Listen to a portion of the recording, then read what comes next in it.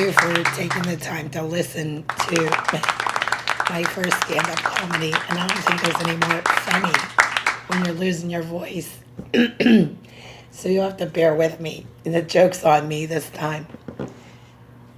The reason I'm doing this is because, for obvious reasons, humor is the best medicine, and what a perfect opportunity to get some good laughs if I can squeeze it out of my voice box. And that's truly what it's about, is being able to make fun of yourself and be able to do it laughing and have people laugh with you. Oh, there's a couple different parts to this that I realized that if you grew up in a home or family where laughter is a part of your routine, I made a routine. I grew up always laughing and smiling off a lot of my problems. I know it's not easy to do that, but that might be the only sane option you have when the time is appropriate. But my dad was always joking around pranks. It was never out being hurtful or mean either. Some people just simply don't know or want to joke about things, and that's the problem. Most people don't know how to laugh anymore. They let their problems get too much. It explodes and people start calling the police on each other. And that's the reason I think laughter is a huge component that's missing in people, in their homes and their lives. If you can't learn to laugh at home, not laugh at each other, but learn to laugh, a lot of your problems will go away. Actually, it's a biblical scripture that laughter is the best medicine. A merry heart is good for the soul. So every day is not going to be perfect, we get it, but I make a routine every night to do something or talk to somebody and learn to laugh at something. It's really important to people who are in recovery, who are healing from major injuries. Now, listen, I know there's a lot of people are going to tell me they need to be on their psychotropic drugs. There's some things that you can never take in a pill. You couldn't bottle up some of the good laughs that some of us had tonight. And perfect example, being sick. I'm run down, stressed out, my back hurts, every part of my body hurts. But it seems like when you're laughing, it all disappears, So we might make some jokes at some things, but you have to understand, you grew up in a dysfunctional home and you're around people that just simply will not like you. They're not going to laugh at your jokes, nothing. And that's where we go wrong. It's actually the opposite, not laughing at them. But the reason we're doing this, for a couple reasons, because number one, we know it's a deep need here. And number two, we've been the brunt of the jokes because of our disabilities, so we're going to just make most of it opportunity. There's a lot of people that take medication very seriously. We do too. Interestingly enough, the nurses and doctors will come in, they'll do their med checks and everything's good and they're off and their day's over. That's what it's all about. It's not really about the medicine as much as you think. They just got to do what they got to do because they have to do it. It's part of their job. One of the part of the jobs they did not mention to the nurses and doctors that you do somehow learn to laugh with your patients. And you could be on both sides of this issue. I don't know where you stand, but one of the hardest things about having a disability is that people poke fun at people, and it's really comes down to it's not really helpful. It doesn't score any points either. But when you have a disability and you can laugh at your disabilities and you just think, oh my gosh, it's so ridiculous, I don't even know what to do. It's like you're dealing with two sides of yourself, like this is my disability, but it's not who I am. My disability doesn't make me who I am. It's what I become of it because of my handicaps or disabilities. So any of you kids, any of you have ever had depression, I don't know the quick fix to depression than having a good laugh. So hopefully we'll be able to do that more. Now, one of the hardest things I've had to deal with is when people come to me and they are a wreck over a relationship. Romantic relationships, they take time to warm up. Sometimes it takes 20 years. My dad once said it might take us a while. He was married to my mother for over 20 years. I mean, one of the hardest things is that cold shoulder treatment, rejection. These are things that really people do not take well.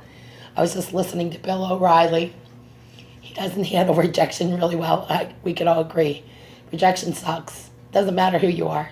You could be really important, or you could be like someone on a low bottom pole. I don't know anybody that likes rejection. So that's why I say turn your rejection into humor. Not at the persons that are doing it, but find a way, the right kind of way, without cutting into somebody. There's so many people with lawsuits now. So, instead of getting into the situation where people are going to start filing lawsuits, we call this stand-up comedy, one night stand only, poking fun at ourselves. One night stand, if you were like me, you're handicapped or paralyzed in a wheelchair, you're standing up. So we applaud you guys. But at the time, I didn't really laugh at it. It was really hard. I was crawling.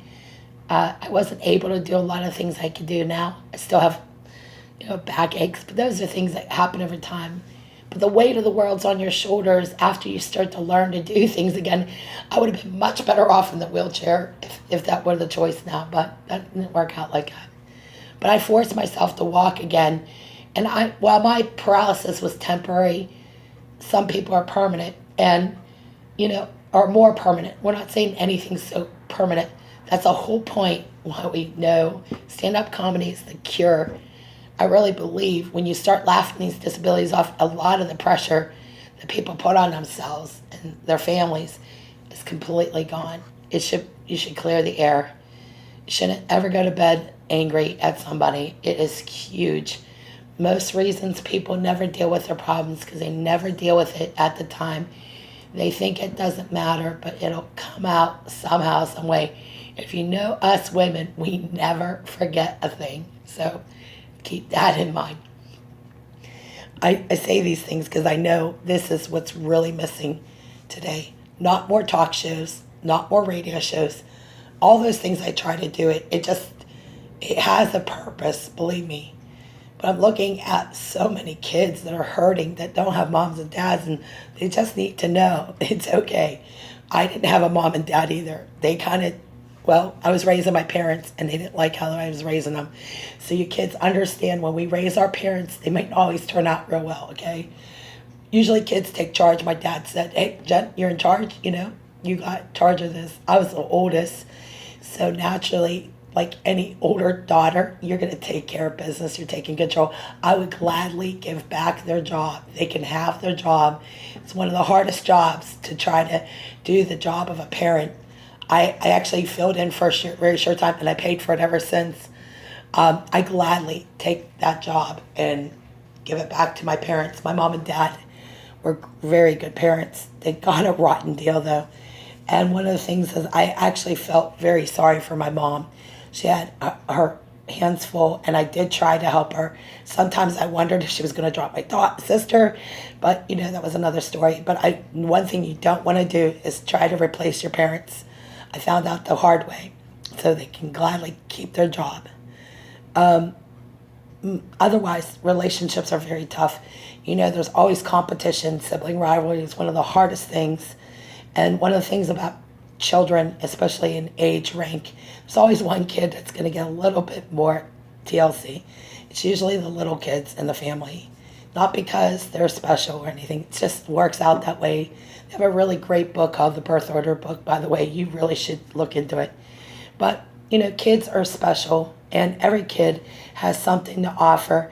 And one of the things is I was raised, because there were so many kids, you never leave any of these kids out. When parents or anybody tries to play favorites, it never works out for the parents. Usually when parents do that and they play favorites, it kind of disqualifies parents. If you have a lot of kids, there's always going to be one kid that might need some extra TLC, and every kid deserves a little TLC. But if you're having a hard time with one kid, try a different approach. Try to learn to love that child right where they're at. We live in a world with too many people want to exclude kids, and that's actually really, really dangerous. So, you're taking too many risks. And usually by that point, to me, somebody else will eventually step in and step up to the plate. That's usually how it really works. I believe in God. I believe Jesus Christ is my Lord and Savior. No, we're not doing this perfect, but that's kind of why I turn to the scripture and the Bible about that he will laugh at their calamity. When people really make fun of people, it is hard to be around somebody. It's hard to be around somebody that's critical. And in therapy, they talk about critical parent and a relationship between the critical parent and the child. And if you look at the dynamic, it plays out in other areas. Luckily, I had a good foundation with a dad that always expressed real love and concern. My father, he's been passed away since 2000. Even when he knew he was wrong, he at least acknowledged it and apologized. To me, that was the most beautiful, humbling thing to see a man apologize to her kids. And he really, really, when God says you're giving grace, it's usually your children.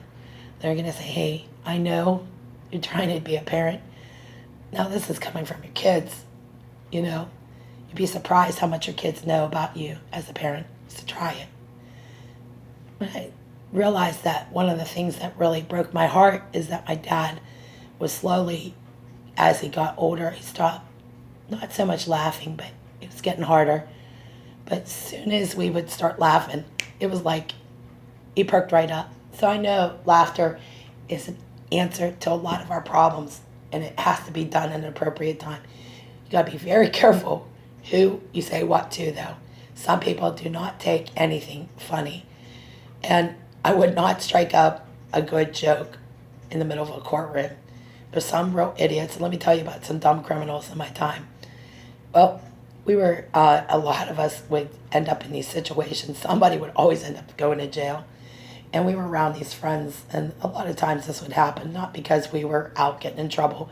You were just around the wrong group. There was a reason your parents tell you not to hang out with the wrong crowd. And you might totally be innocent, but luckily we knew the judge, and he was the judge of and from our area in Mount Lebanon, Pennsylvania. And my car broke down. I worked at a bar restaurant up in Camp Horn Road in Pittsburgh. And at the time it was called Mardi Gras. And I always met a lot of great people, fun, good laugh, and waited tables. But this particular night, my car broke down. I asked the bartender, would you please ride me home? He said, sure, no big deal. Little did I know that his wife left her crack pipe in the glove compartment. I'm not thinking anything. I'm just figuring out how in the world am I going to get my car back to my house, because I didn't have AAA at the time. My dad had just passed away. And before you know it, I got a knock on the door. We all had to go downtown, and we sat in a holding cell, and I was like, I have no idea what's going on. But luckily, the one of the guys at the jail cell was like, hey, I noticed your birthday is 11/29/1970. I'm like, yes. It turns out, how funny of a night it was. It turns out the actual person that was, processing people happened to be born at the same hospital the same day within 2 minutes of each other. And just as that was happening, he moved me up. I talked to the judge, and he's like, what happened? I told him. He said, so you're saying you just got a ride? I said, yes. He goes, okay. So I went home, and it was good to catch up with the judge. But because the judge was friends with people I knew and family, I was lucky to just walk away. And I didn't do anything, so thank God. But there are situations that involve police. That's why I really, really hope that some of the problems we can curb by really learning how to diffuse a fight. And a lot of people are not willing to diffuse a fight.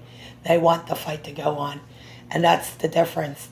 Then fate takes that to wherever it goes. I believe we're given an opportunity to diffuse fights. If we don't diffuse fights, you are responsible for the outcome, not me. I know when I deal with people in conflict, one of the worst hard times to resolve conflict is when people are not willing to work together.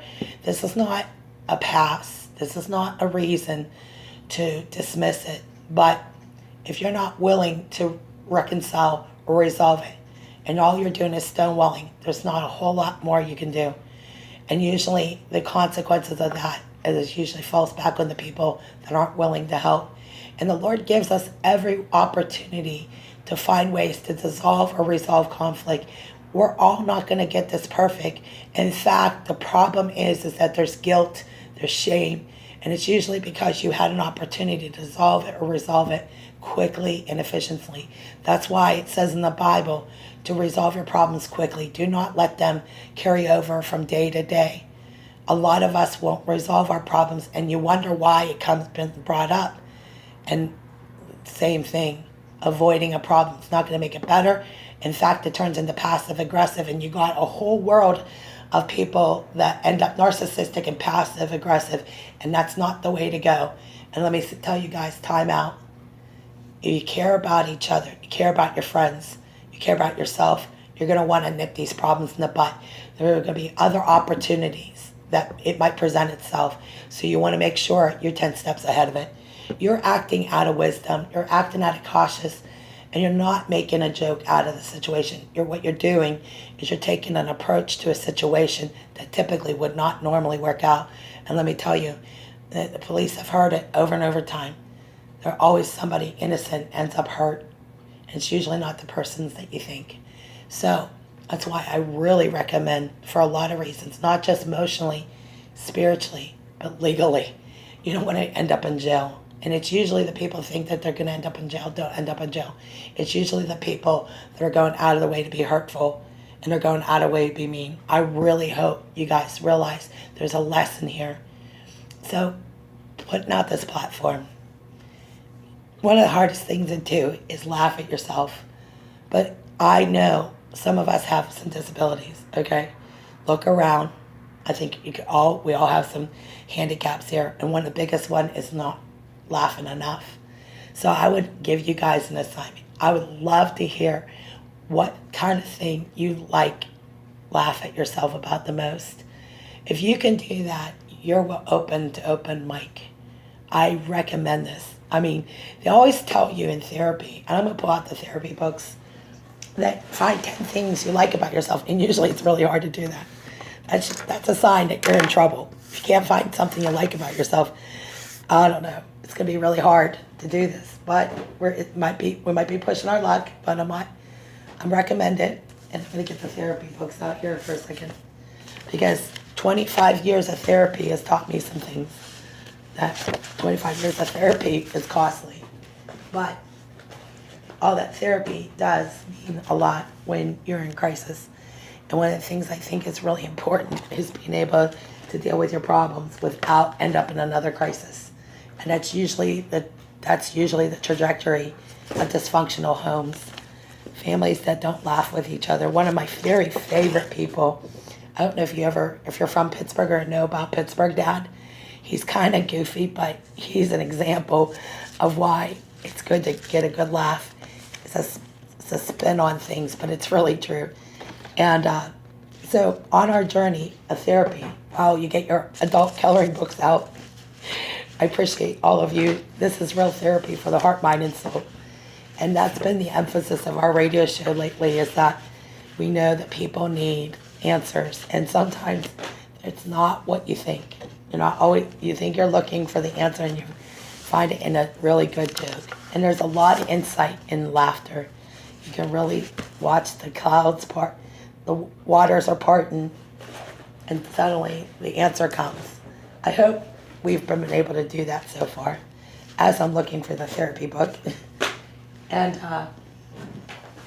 I dealing with kids in crisis, or dealing with having grown up in crisis. If you have a lot of kids, you're probably going to have a few crises. So just hang in there, I learned that from growing up in my home and growing up around people. But one of the hardest people to convince are the people that like you the least. And let me say this, the people that don't like us the least probably need this information the most. It's always been the case. And the reason a lot of people don't get along is not because they can't, they won't. And that's a choice. They make choices. And in this life, we've been told you make choices. Absolutely correct. But you're also responsible for those choices. So I'm going to take the approach that I'm responsible for my choices. And my choice is to turn away from this and laugh at it and look for other thing to talk about. There's some people you're just not going to be able to talk to. Okay, now these are some of the notes from our counselor. And Deborah, she's an LWS, and one of the things she deals with is crisis with women and children. And if you're on either side of this issue, a very hard issue is PFAs. And she and I were talking about how many times some people, they'll file so many PFAs, but they'll always have the same problem. And one of the things with police officers, they'll agree, they never resolve their problems. Police officers hear from the same people, complain about the same thing, and it comes back to they never dealt with the problem to begin with. So, this is a way of life for people. Domestic violence does not have to be a way of life. Crisis does not have to be a way of life. People have to be willing to resolve their problems without involving police. And that's a choice. That's called being mature and adults. If you can get people to sit down at the table reasonably and fairly, you'll get a lot further. But most of the time, it won't always end up like that. So my recommendation for some of you to avoid court is just avoid them. Some people, you're just not going to work it out. It's not going to work out, no matter how much you want it to. Getting your way sucks, by the way. Sometimes getting your way doesn't always work. And that was one of the things I learned in this, because my dad and I share some interesting stories. A lot of times he was blamed for things, and I said, Dad, you weren't even there. And he goes, yeah, but it's still my fault. And that's kind of what happens. A lot of people take the blame for things, and that's kind of the thing I want to point out about therapy. The best therapy is a good laugh. It really is. I'm sorry that a lot of people are hard on each other. In a world where it's going to get harder and harder to get along, hopefully you get this before it's too late. I know a lot of people that have had heart attacks and stress conditions, and most people are on heavily medicated. So we're going to go there. Talk about heavily medicated. The reason why so many people are medicated is they're being separated from their families. And the bottom line is, it's very, very hard for a family to be separated. In fact, that estrangement and that difficulty comes with a lot of consequences. And people pay for it for years. They pay for their mistakes over and over again. And it was one of the hardest things for me to come to realize that, it's one of those things that will haunt people for the rest of their life, and it doesn't have to. Again, you can only do so much. It's what you do with it that's going to count. And I hope, I've been looking for my therapy book the whole time. I hope that you understand. Well, I didn't get my therapy book, but I did find something. But I just hope that some of us approach our problems differently. You're going to have to live with your mistakes sometimes, and some of those mistakes suck. But I've seen people turn around because of the way their thought life, their prayer life, and their thought life is what change it. You got to change. It's hard to convince a world of people out there that this is going to change. It's really a leap of faith. It's really what it comes down to. I had to make this leap tonight. And it wasn't hard because it's proven to be true every time. This is how you gain faith. You prove over and over again what has worked. What doesn't work is going back and repeatedly making the same mistakes and being around people that call people names. I'm just not into that at all. I cannot and I won't be around somebody. The game changer is that you find ways to laugh without hurting people. One of the things I've been doing for the last several years is something called the court of public opinion. And one of the mottos to our court of public opinion is we exploit the topic, not the people. In a world where people have been outcast, black sheeped, called names, I don't tolerate it. I don't want to be around people. I was always a good Girl Scout, by the way. I still am, and I think being a good brownie, being a Girl Scout, I was a kid that always walked the old people across the street. We were taught manners when we were kids. We were taught to respect our elders. We weren't taught to sit there and take abuse. And my dad once told me, because he's really proud of us, because we're trying to be good kids. And in a world where people really are hard on people, it really matters. And believe me, being a good kid doesn't mean you're always going to get your way. You know that. But you keep doing something over a period of time, and eventually it clicks. And relationships with one of the people that I have a really difficult time, and they aren't related to me, but they're related to me through family. And this particular man has always had a beef with me. And that's what really inspired me to do this, is that I realized that some people, no matter how you try, to help somebody or be there for somebody. And I feel sad for him. He's losing his eyesight. And, there's a consequence. If you don't learn to let go and forgive people, God will put something or do something in your life. It's going to wake you up. So that's why I think there is a consequence. If you don't accept that God has an alternative, you might not like the outcome. He speaks to us and he shows us that we got to take, there's a little bit of laughter and everything. And I don't want to sit here and tell you guys, but I look at a lot of people that are wounded and hurting, and they don't have to be. If you were such a bad person, you probably wouldn't even be here. If you were so bad off, you'd probably be worse off. You'd probably be dead. And that's a lot of people in the grave because they didn't know how to laugh. And that's exactly why people need to learn to laugh their problems away. To a degree, it's not a whole lot of control you have over it. The less control you have over it, the better. They call it turn it over. People are recovering a lot better and they're getting better results because they're learning to laugh off things. It's hard to do in the beginning, but I'm going to promise you this. If you get in a habit, just put in a comedy show before you go to bed. You'll just sleep better. Shut the lights out, of course. Just take it easy, though. We can recover if we learn to laugh and heal, because that's the whole idea of recovery. Thank you.